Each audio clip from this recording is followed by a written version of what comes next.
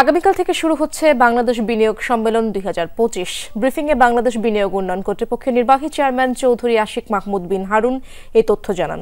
বলেন, প্রধান অতিথি হিসেবে উপস্থিত থাকছেন প্রধান উপদেষ্টা অধ্যাপক মোহাম্মদ ইউনুস।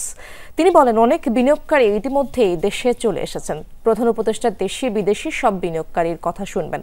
এ সময় তিনি আরও জানান, আইএল এর সাথে শ্রম বিষয়ে চুক্তি স্বাক্ষরিত করা হবে।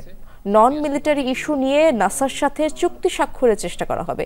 এ সম্মেলনে 5 জন বিনিয়োগকারীকে সম্মানিত করা হবে বলেও জানান বিডার নির্বাহী চেয়ারম্যান।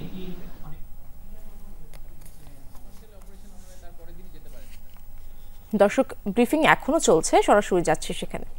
আমরা খুব ভালো সাড়া পেয়েছি পলিটিক্যাল পার্টিগুলো থেকে, সো ওনাদের সবাইকে ধন্যবাদ।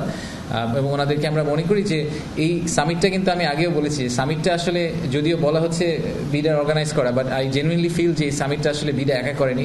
অবভিয়াসলি বেজা ইনভলভড, আমাদের যারা পার্টনার অর্গানাইজেশন আছে ইউরোপিয়ান ইউনিয়ন থেকে শুরু করে বিভিন্ন ব্যাংক, বিভিন্ন কনসালটেন্ট, তারা ইনভলভ, তারা ছোট ছোট পার্ট অর্গানাইজ করছেন।